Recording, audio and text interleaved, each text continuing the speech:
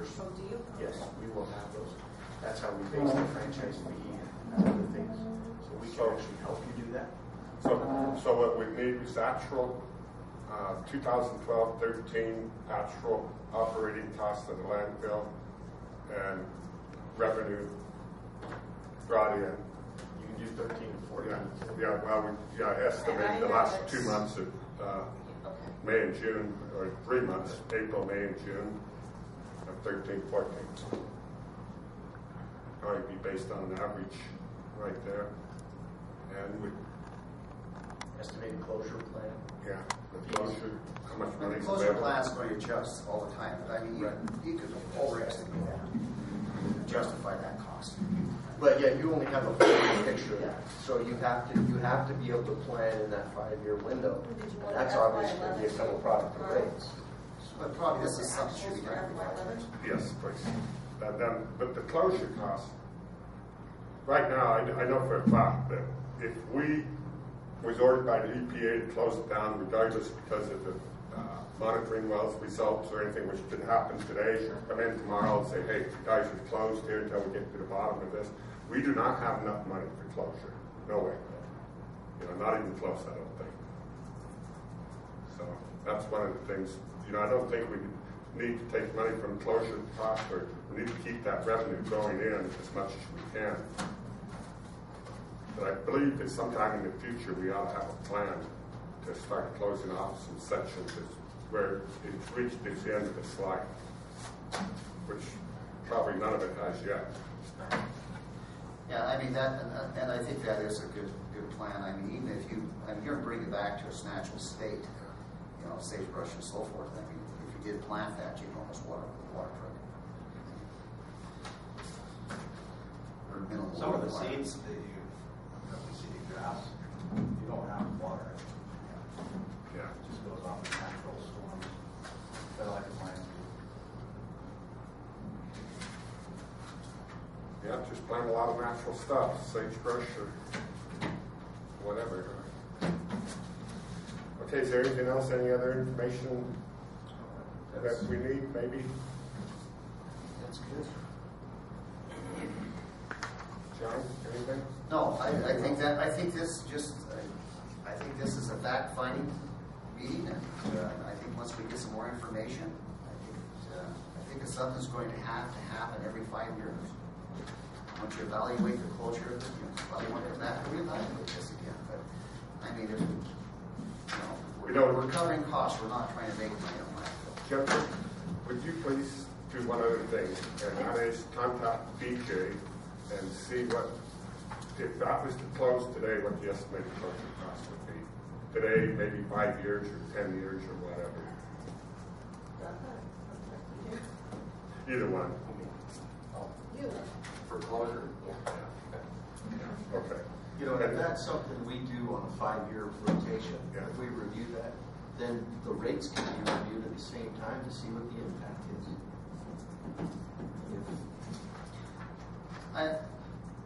One thing that I don't understand, I'll say that everybody knows about the grader.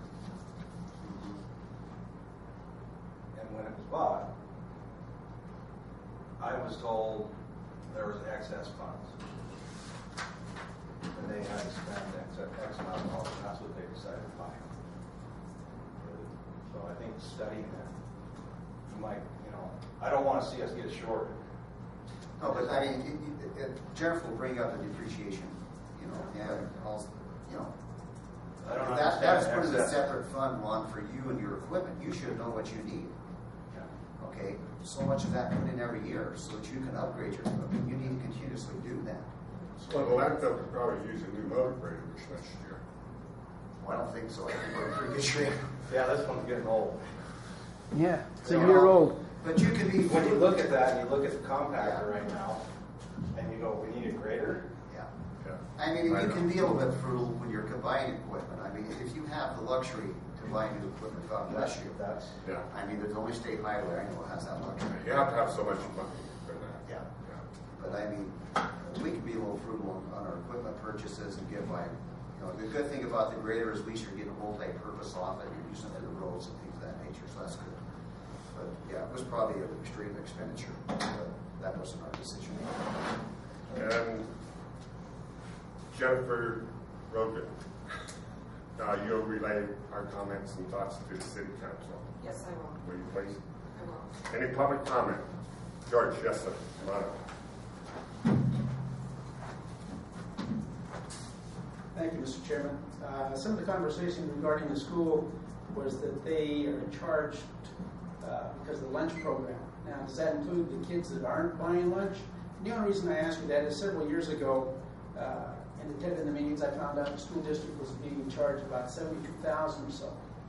And I became very vocal about that, and they negotiated it down between the school district and the previous administration to about $38,000. But even at that, if you're charging $1.50 per student in the lunch program, not charging those kids that are going out and eating at a local restaurant or they bring their own sack lunch, you're not going to get $38,000. Does not make sense.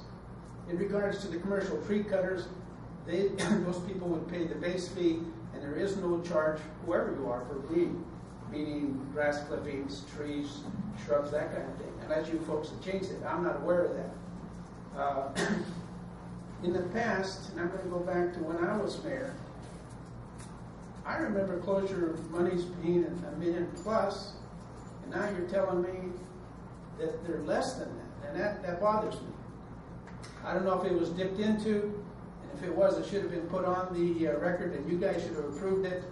If there was a shortage or whatnot, I'm having a tough time believing that there's only that much money in there. And I blame the previous administration for that, in particular the previous city manager, clerk, whatever you want to call him.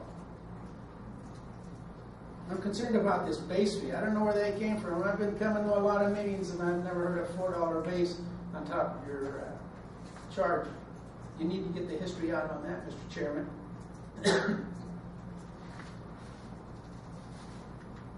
That's all I have at this time. Thank you.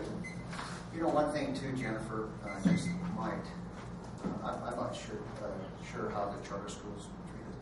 Okay, we'll look at that. I mean, that's Indian property. I don't know how that's actually. Now let's answer that question Mr. Chachas just asked about the $4 basically. Okay. Let's answer that. Let's split the rest if there's anything, where it come from, what it's for. Okay. No more public comment? Board members' reports. Mr. Chairman, unfortunately, Wednesday I will no longer be a resident of the city of Wheeling. My wife and I purchased a home outside the city, and I've been given the qualifications of the bylaws, and I'm not able to serve after leaving the city of Wheeling. So I will be submitting my resignation May 1st. Are you moving prior to May 1st? No. So actually, the resignation would be at May 30th. Let's bend it a little more than that, John. Come on now.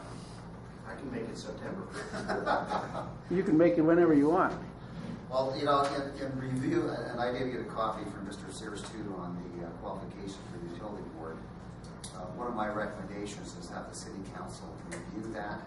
I do believe that is not representation of what we're trying to do here. I believe if a person is in the city or near city limits and is serviced both by sewer and water, that should be a qualification to be on the board, and not just the only residents. Okay, I hope maybe we have a look at that. And the qualifications say must be a bona resident of the city. That's correct. Okay. Anything, Scott? That was my Councilman Durbridge wishes well, wife well. We do. City Clerk Fraser, do you have anything to report? No. City Attorney's not here now. Public Works Director.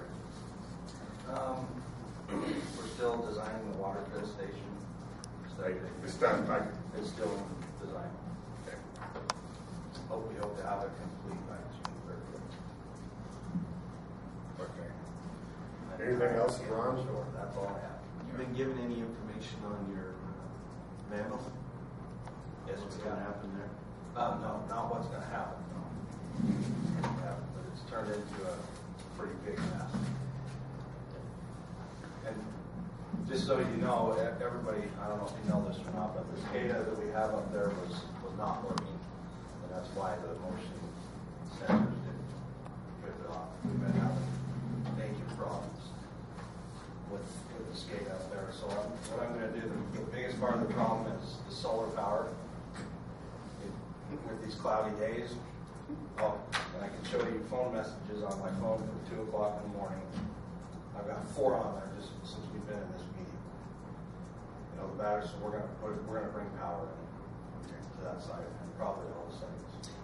You know, do we have any deterrents on the fences, Ron, such as property under surveillance cameras, things Not like yet, that? but I mean, that might not even. I mean, even. we're considering trail cameras. I mean, notification to the general public that they are being served.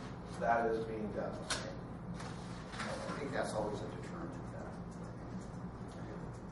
Well, I think there can be a cooperative effort with all public utilities as well, noticing that any violation against a public utility is a violation of the Homeland Security Act.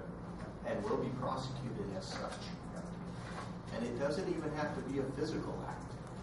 It could be a threatened act.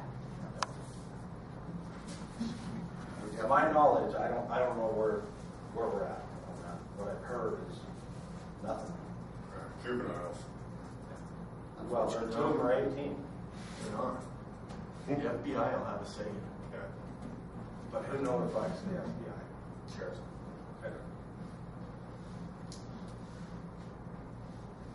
Okay. Next meeting, The next regular meeting is May 22nd. May 22nd. a.m. In the event my resignation is not effective at that point, I won't be here that day. I know that.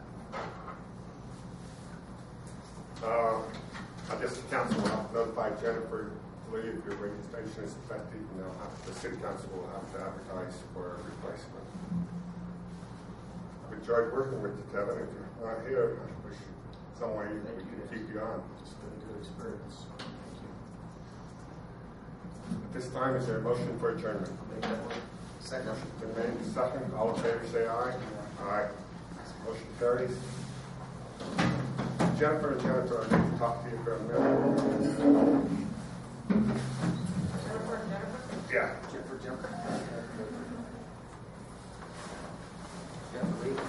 Hey, would you?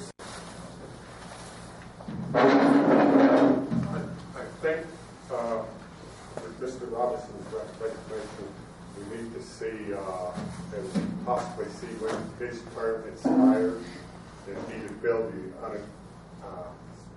His term expires July 1st. of this year. Yes.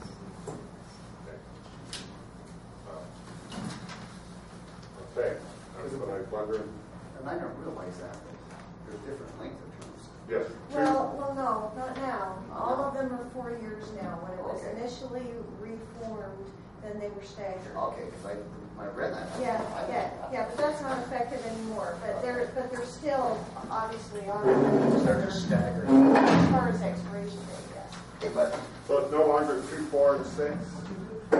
No, it's 444. It's just they expire take different times. Okay, and the mayor did contact me.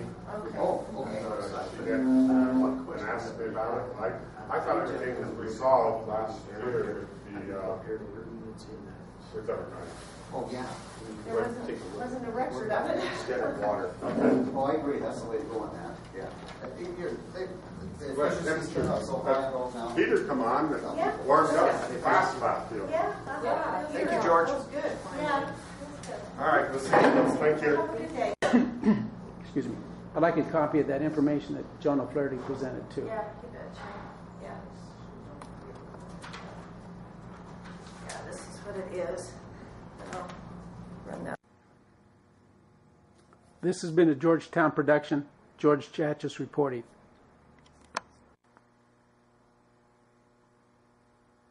The preceding program was sponsored by The Greek, Ely's Radio Shack dealer at 570 Altman in downtown Ely, and brought to you as a public service by Ely TV, Channel 3-2 in Ely, Nevada. Local news telecasts can be seen Monday through Friday at 12:30 and 6:30 p.m. on this station.